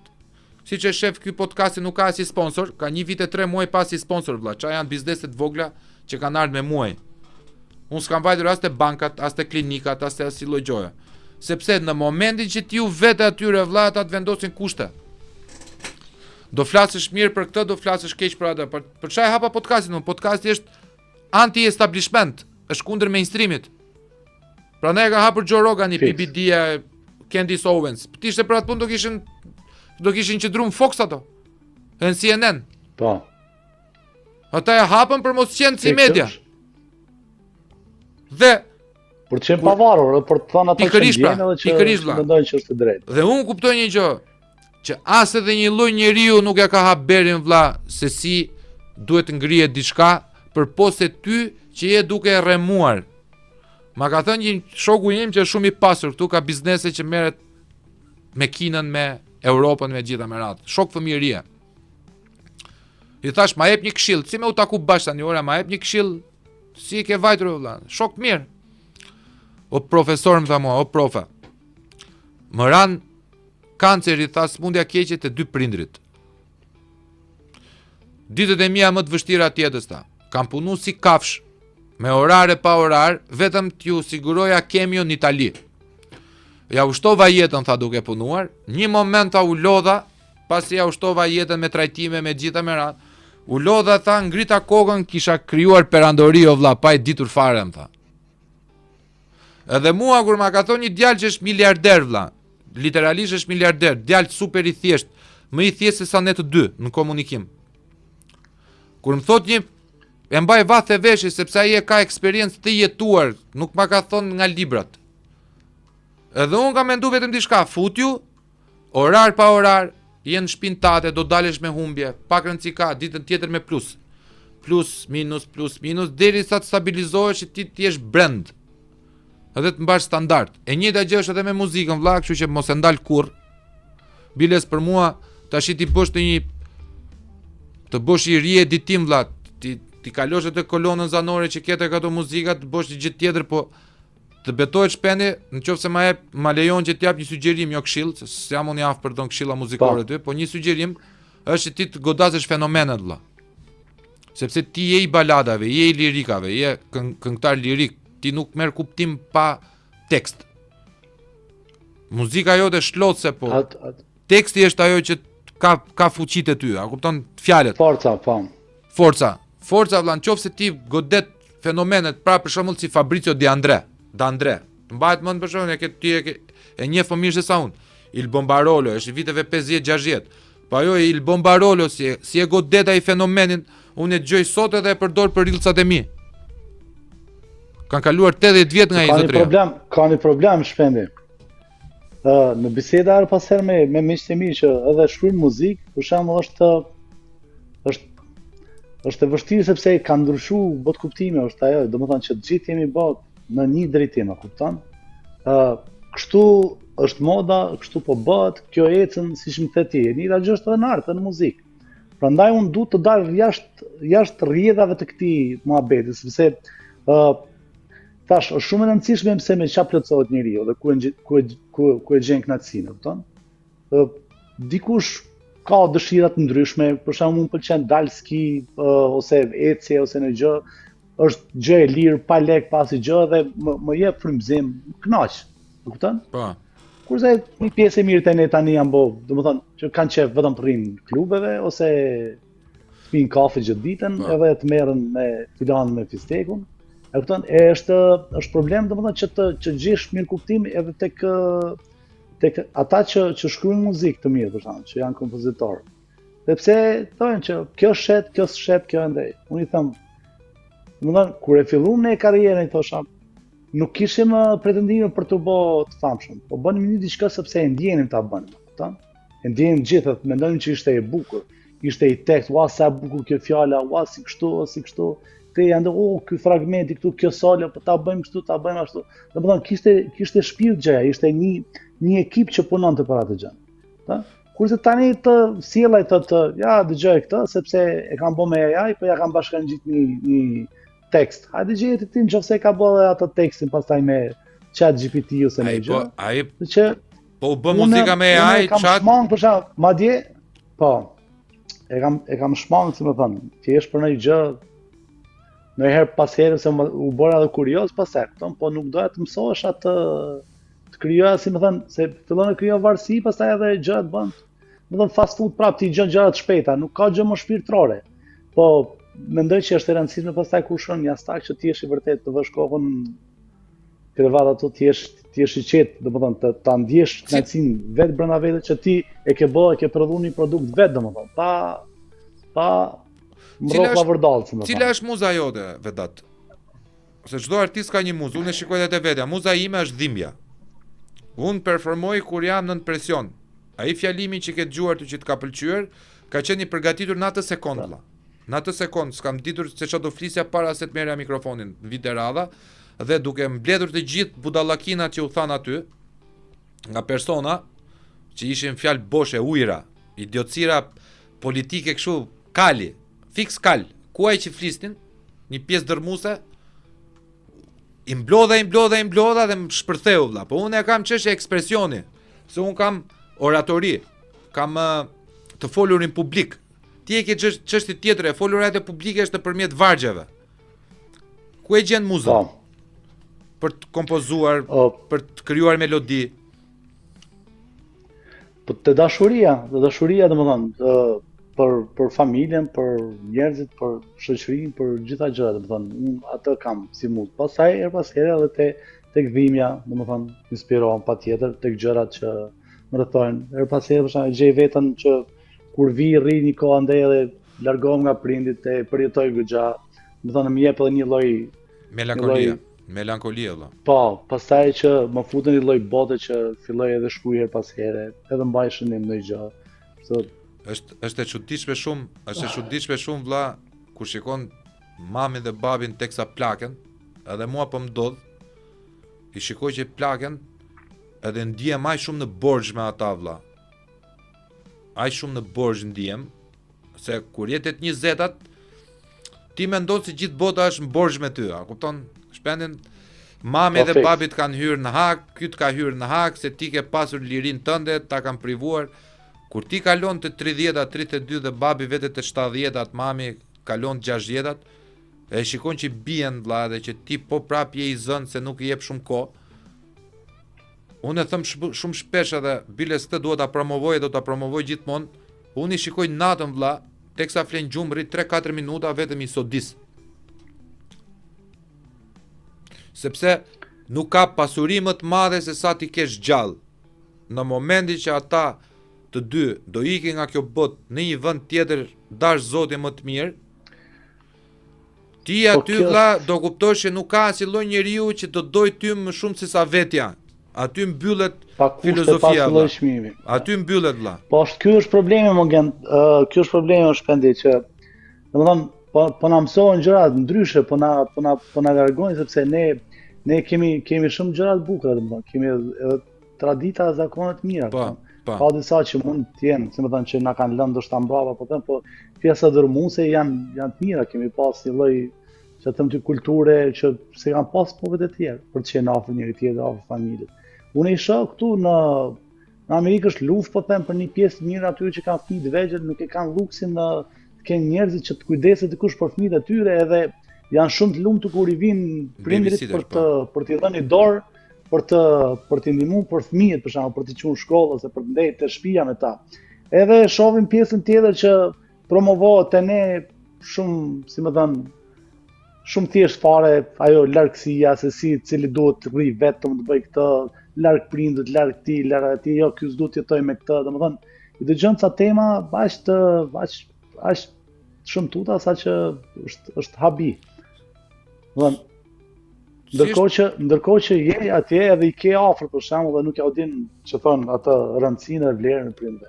Unë ta thash, unë vi shpesh për vete sepse e ndjej si obligim edhe se ndjej si borxh që the edhe ti se që fëmijë kam qenë jashtë për shembull një universiteti, pastaj jeta në Shqipëri, karriera, muzika, këtë andaj, po prapë e gjej lloj, si më thon, ngushëllimit e veta se them jam mundu në maksimum, si më thënë, t'u rri afër ose t'i marrë qoftë edhe afër vetës, edhe me pushime, unë vazhdoj bëj pushimet akoma me prindit.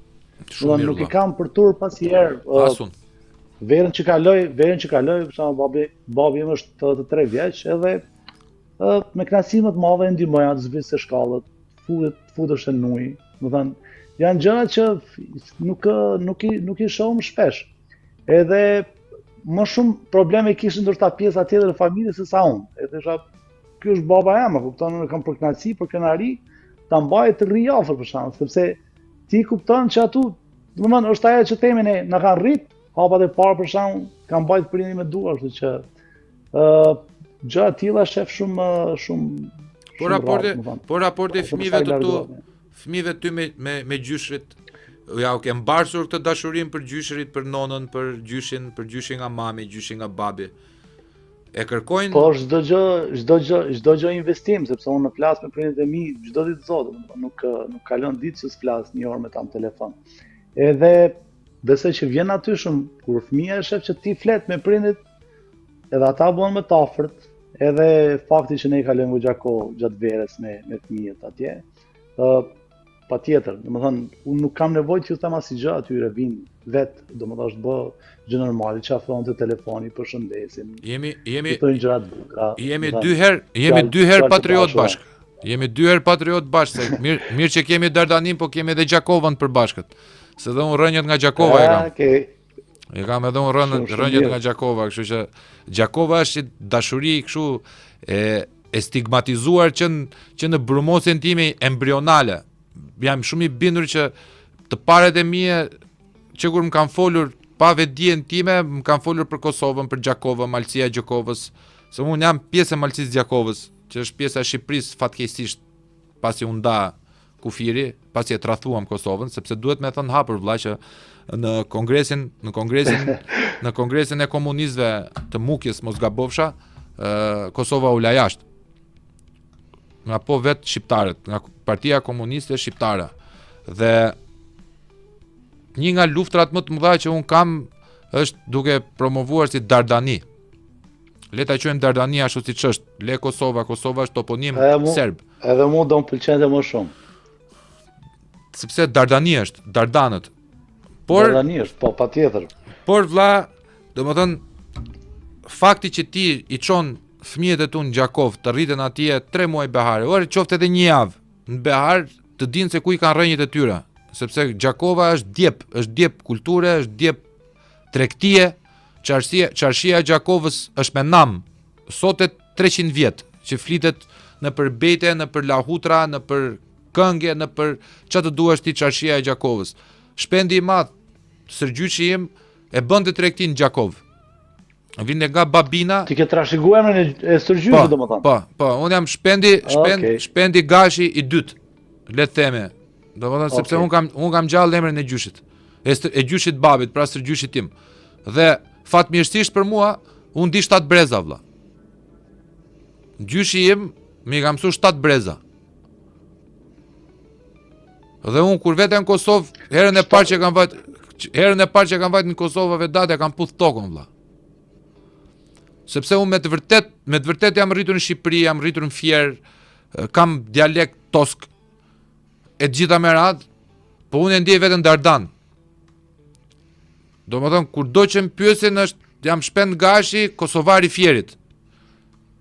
Jo Fierak. Më kupton shpendin? Fierin vatë për janë shumë shqiptarë nga Kosova që ka pas, po.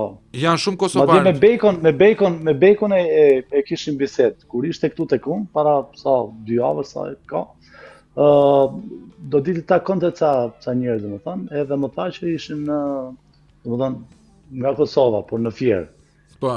Edhe biseda pastaj po më shpjegonte para shumë njëta gjëra që më thua ti. Domethënë që unë e dija, por nuk e dija që kishte aq shumë, domethënë. Ka më shumë se 25.000, 30.000, po ne kemi ardhur në 2 faza. 1920-ën, vitet 20 dhe në vitet 30. Pra në kohën e Zogut.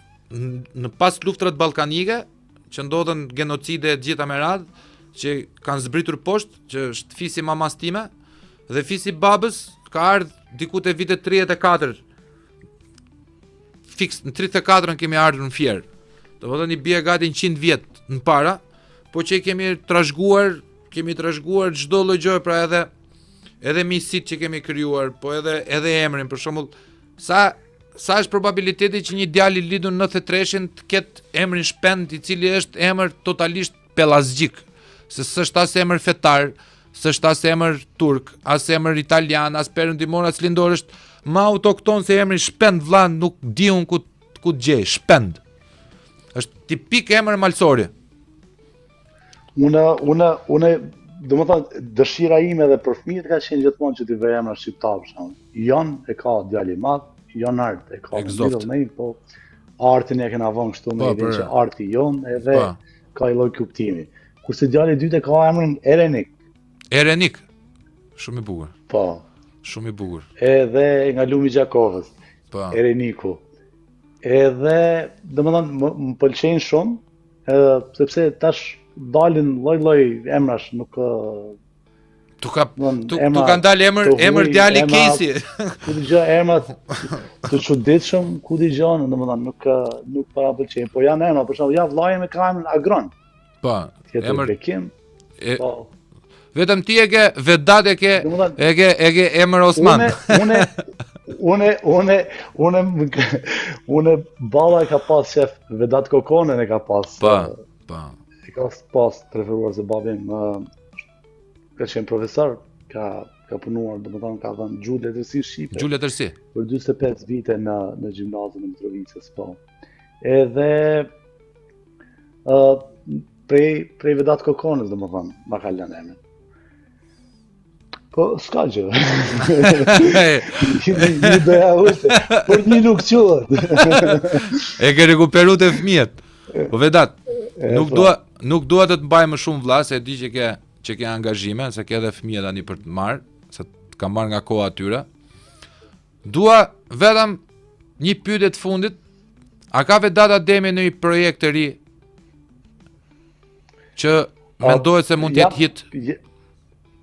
Po kam disa këngë, domethënë që janë në punë sipër, po me të thënë vërtetë do t'i shoh me shumë kujdes, sepse nuk dua thjesht të jetë një këngë e radhës, domethënë. Edhe po i bie fort kësaj pjesës që du diçka që të përfaqësoj Vedatin, domethënë edhe ato publik që vërtet pret këngë nga unë, sepse domethënë më shuhem papunësisht, her pas kur do na sjellësh një këngë të natyrës këngëve që ke bërë përpara, për shembull si kënga Koas kthehet, për ty, emrin tim e të tjera. Që janë hitet Edhe gjitha. e ndjej edhe si borxh edhe ndaj këtij publiku, domethënë që ka qenë mbështetje për mua gjithë këto vite, sinqerisht. Po mbi të gjitha duhet bëj diçka që të jetë origjinale edhe unë ta ndjej, edhe të vi natyrshëm, domethënë mos jetë thjesht një këngë që ta nxjerrim në YouTube që të njerëzit mos thonë që u zhdo ky ose nuk po sjell këngë. Domethënë duhet t'i shoh me shumë kujdes të bëj diçka që t'ja lej. U zgjata. Unë jam shumë i bindur. Edhe jam në atë lloj përpjekje, domethënë po mundohem që t'i shoh me shumë kujdes. Qoftë tekstet, qoftë muzikën e gjithë elementet domethënë. Unë jam shumë i bindur që ti ke përcjell një perl tjetër, sepse ti nuk je mësuar të sjellësh gjëra ndryshe vëlla. Nga formati, do të them sinqerisht vëlla jot, do të them me pastërti të shpirtit, unë nuk kam pikën e interesit financiar tek arti jot. As ti tek unë, kështu që përpose më ke një fan stëndit, një ndjekës stëndit, muzikës stëndit vëlla, të uroj më të mirat e kësaj bote. Këtë nuk e dija me të drejtën, po më bot qefi dy thirr se për zotin po vëlla. Tash e kisha për shumë nder të isha në podcastin tat edhe pje nga të paktët njerëz që vlerësoj edhe vjezoj fuqishëm ndoshta edhe për gjithë pjesën që jemi jashtë, për shembull, për ne, për shoqërinë tonë. Pikërisht vëlla, jo unë njësoj si ty, ndoshta unë nuk kam ose artikulimin e duhur që ti them gjëra siç ti mendon, si më thon, po kur ti i thua jam plotësisht dakord me gjithë ato. Unë nuk të flas ty vëlla, unë i flas fëmijës tënd. Ai është më rëndësi, ti e ke marr brumosjen, unë e kam marr brumosjen, formimi karakterial, personalitetin, neve çfarë mund të bëjmë në një clean cache, pastrim ose në një antivirus, po brumi është i njëjtë. Fëmia jot, fëmia im, fëmijët e atyre që na dëgjojnë vëlla, duhet të mësojmë me ca vlera, që ka ca burra që flasin për babën, 83 vjeç, për mamin 60 vjeçe që veni i ndjen borxh, sepse sot po mësojnë fëmijët që prindi është i keq vëlla, prindi 1 dhe prindi 2. Prindi është armik. Kjo është pastaj. Unë kësaj flas vëlla. Unë prandaj kam revoltën që njerëzit më pëlqejnë. Se unë po të dija ta luaja, po të doja ta luaja këtu famën, do më kishe parë vllajën ti siç ke parë tjerët. Në televizionet më të bukura, duke thënë asgjë, po duke thënë shumë çka. Po ne folëm që është shumë e rëndësishme, domethënë që njeriu çfarë do të përfaqësojë në jetë, se pastaj mund të bësh shumë gjëra, po s'ke bërë gjë në fund fare. Edhe je bosh. Po qëllimi është që ti ajo që ti ke brenda, domethënë ti shërbej për gjëra më të mira për shoqërinë. Prandaj tash është obligimi të gjithë neve, domethënë, për gjërat që i sjellin, për gjërat që i servirin fëmijëve, ose domethënë ato mënyra se si rrisin fëmijët tanë, domethënë. Se shembulli fillon nga familja. Shiko si është vëlla. Nëse jam shembull i mirë për fëmijët e mi, nuk ka as fëmijë as doj, as gjyshin. Shikoj, mes njerëzve kontributi delegohet edhe pa vetdije. Pse do të thotë kjo? Dije, fëmia i prindërve të mi që jam unë, dëgjonte Vedatin. Dëgjonte muzikë cilësore. Sot fëmia e Vedatit dëgjon Shpendin, që është fan si muzikës babës vet. A e shikon si është kontributi vëlla, është i gjithë qark, është i gjithë cikël. Pra neve edhe kur nuk jemi të vetëdijshëm çfarë jemi duke dhuruar te njëri tjetri, e dhurojmë edhe pa vetdije. Sepse frekuenca janë ato. Në qoftë se unë do kisha dëgjuar muzikë jo të bukur vëlla, nuk do kisha këtë botë shpirtërore që kam sot. Dhe biles të brezit. Do kisha të njëjtën perceptim edhe për Vedatin, për shembull. As si llogjoj vëlla. Domethënë do kisha marr XY se s'du me i përdor me emra se është gjunov, ata kanë punën e vet, po këta mainstreamat këtu. E do t'i kisha marrë këtu. Ndërkohë që unë ata nuk me i pas në lagje ta kanë fut. Se shmë duhet mo një mallisto vëlla. Unë i di shumë mirë që këta janë mallista. Po një pjesë dërmuese e mallista pin kokainë si qenie, kupton, as nuk performojnë dot live, prandaj me playback. Vi marrin lekët dhe ikin, pse se shitën biletat. Po un kam luftë kundër kokainës. Këtu te Tru Podcastin ne kemi dal hapur kundër përdorimit të gjerë të kokainës vëlla, se po vret fëmijët. Ore vret fëmijën ti, nëse e konsumator embrioni jot, spermatozoidi jot do fekondoj vezën e të shoqe, po nga ai lloj fekondimi do dali monster o vëlla, se është spermatozoidi, kromozomet janë dëmtuara gjenetikisht. nga trupat huaj si kokaina tjetri, që këtu fillon vrasja, pastaj fillon rritja. Unë se mendoj ndonjëherë që me fëmijën tim përdor dhunë vlla. Nuk e çoj dot në botë në menje që të ngret dorën mbi fëmijën tim, sepse pretendoj që do rris një fëmijë që nuk do jetë e nevojshme dhuna. Do krijoj update-in tim. Është gjë e shkurtër pra ato që po flasim gjithkohë që ne i bim shkurt gjëra, domethënë harrojmë që domethënë lodhemi vetë edhe përtojmë të flasim e të merremi pastaj edhe themi pastaj prit se ti kështu edhe bam. Domethënë është e gjitha investim. Gjithsesi vlla, unë uroj që ne të takojmë edhe live kur të vish në Shqipëri ose kur të vish, numrat i kemi, do vi dhe Bego me shumë mundësi.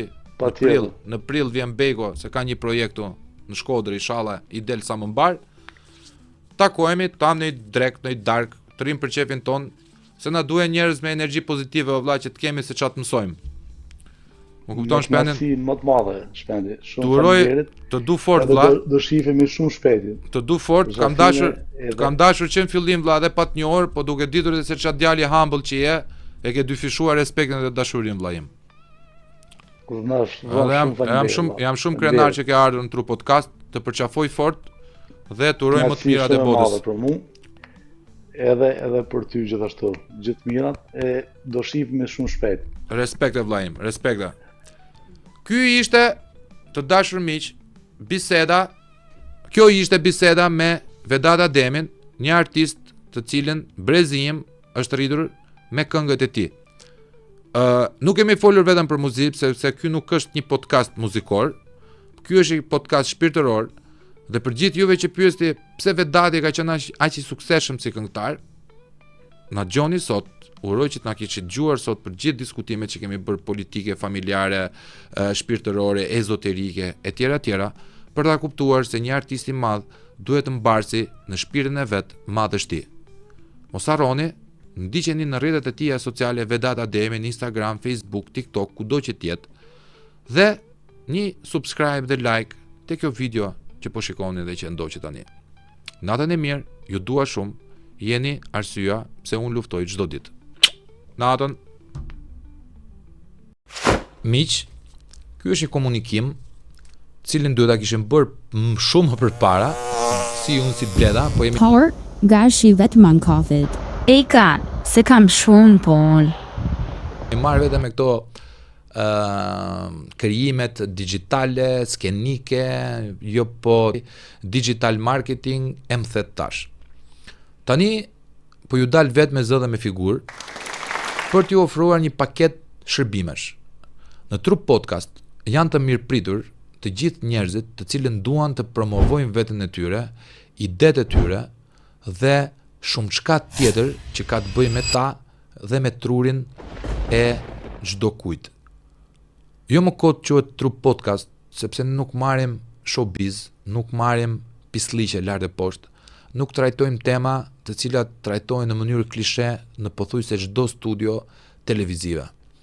Neve jemi te individi, sepse siç truri është vetëm një, edhe individi është një. Pra, çdo kush që dëshiron të promovoj veten e vet, ta reklamoj mendimin e tij, pikpamjen e tij mbi jetën, apo të bëjë një debat konstruktiv me mua në këtë podcast, mjafton që të na komunikoni në 69 80 55 554, ku do faturoheni për një orë. Faturimi është për një orë, por debati apo dialogu apo biseda mund të zgjaset edhe 2 orë. Juve paguani vetëm 1. Tjetër, ka biznes, juve shikoni që është Red and Black Motors, Stormont Flow, Dino Auto, Stacioni Libraris, Eden Dekori, Stax Consulting. Këto janë bizneset cilët neve na kanë thirrur pasi kanë dëgjuar thirrjet tona për marketing. Një tjetër mund të jesh edhe ti që po e ndjek tani. Pse është marketingu jon cilësor? Ajo çfarë na diferencon neve është 1, autenticiteti, pra këtu bëhet marketing autentik, pra thënë troç, shkurt, qartë, pastër, shqip, bio dhe puro, dhe nga ana tjetër Marketingu jon është një marketing i cili mbetet gjatë në kohë. Pra, në momentin që ti futesh në një prej episodeve të Tru Podcastit, ti do ngelesh aty dhe e ke rritjen e shikueshmërisë sa herë të hapet ajo video. Dhe mbesoni, nuk kemi vajtur kot afërsisht 1.300.000 shikime vetëm në YouTube. Kam mbi 700.000 shikime vetëm këtë muaj në Instagram dhe TikToku po merr një rritje të tmerrshme, një rritje monstruoze. Gjithashtu, edhe reach-i jon në Facebook po rritet dita ditës. Pra, në qoftë se vini këtu tek neve, keni shpërndarje jo vetëm në YouTube, jo vetëm live, sepse bëjmë 3 rubrika live, jo vetëm në Instagram, por në çfarë do lloj rrjeti social të mundshëm. Shumë shpejt kemi për të ardhur me Spotify-n, i cili është hapur, dhe me Twitch-in. Është marketing autentik, nuk paguan për minutazh, por paguan për muaj. Mos harroni, këtu blihet cilësia. Shumë kush e mund të mendojë dhe të vetë ofrohet, o gaç, pse nuk më merr në podcast? Në radhë parë, këtu është i bord i cili ndan mendimet për të vendosur cili do merret e cili jo, sepse nuk mund ta bjeri dot podcastin në nivel, dhe e dyta, në qoftë se ti do të flasësh dhe ke lek për të paguar, por nuk ke kapacitet, neve refuzojmë parat. Paraja është mjet suplementar për të rritur podcastin.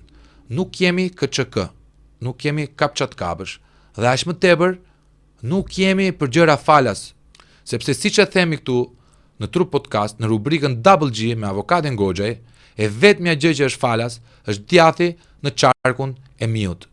Pra, na kontaktoni në 069 80 55 554 ose info@trupodcast.media për të lënë rezervimin tuaj, për të reklamuar biznesin tuaj, apo për të promovuar veten në një bisedë të këndshme, qoftë për kujtim, qoftë për të rritur emrin e vetes, qoftë edhe për me u ngrit si imazh publik.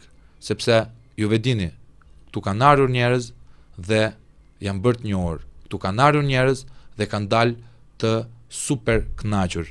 Këtu kanë ardhur njerëz dhe nuk ka thënë njëri përpos që energjia në këtë podcast është super e mirë. Dhe kemi prova. Kemi shumë prova për këtë. Na zgjidhin neve, sepse në qoftë se botën nuk e do deluzive, po e do reale, Tru Podcast është vendi i realitetit, ku gjërat thuhen troç, puro, bio dhe me originalitet. Ju dua shumë dhe ju presim në Tru Podcast, unë dhe familja ime e Tru Podcastit. Në Tru Podcast kemi hapur një merchandise, një dyqan të vogël online, që është pjesë e Tru Podcastit. Quhet Tru Podcast Shop. Do ta shikoni me këtë logon e bukur që e ka punu Bleta, dhe kjo bluza që është e veshur nga unë, është e gjitha e pikturuar me dorë nga artistja jon Remina. Na kanë ardhur disa porosi nga shqipet e diasporës, për hudi, për bluza, për xhaketa, por edhe për këmisha. Ja ku është një këmish e pikturuar me dorë nga Remina në Tru Podcast, dhurat për mua, këmisha, por edhe kjo është dhurat për Tru Podcastin, që ta shikoni më mirë. Ja ku është simbolet e trurit këtu, dhe Tru Podcast këtu. Dërgo dizajnin tënd, të punuar me ChatGPT ose jo, pikturën tënde, iden tënde, dhe neve kemi për detyrë t'ja u hedhim me bojë të zezë mbi të bardhë mbi të zezë, ose në kombinim të ngjyrave. Na dërgo tek numri 069 80 55554 në WhatsApp dizajnin tënd. Ne do ju tregojmë çmimet që bëm për bluzën, për hudin apo për xhaketën dhe këmishën. Janë të gjitha punime autentike me dorë, dhe sikur të dy juve persona të dërgoni të njëjtën grafik apo të njëjtin imazh, nuk mund të bëhen dot dy një lloj, sepse është handmade, është autentike. Punohet me bojra, punohet me airbrush, punohet me penel. Dhe gjithashtu, juve që nuk dini të dërgoni në WhatsApp, kemi edhe emailin ton zyrtar për të ruajtur cilësinë akoma dhe më të mirë të fotos apo të imazhit apo grafikës juve do dërgoni. info@truppodcast.media është emaili, na dërgoni, sepse janë gjëra që do ngelen kujtim. Të gjithë juve fansat e Trup Podcastit duhet ta keni një bluzë të tillë. Ju përshëndesim dhe ju presim në 069 80 55 554. Na dërgoni dhe neve ja dërgojmë post kudo që jeni juve. Ju përshëndesim dhe bëj telefonatën tënde, porosit një bluze apo hudi nga Trup Podcasti.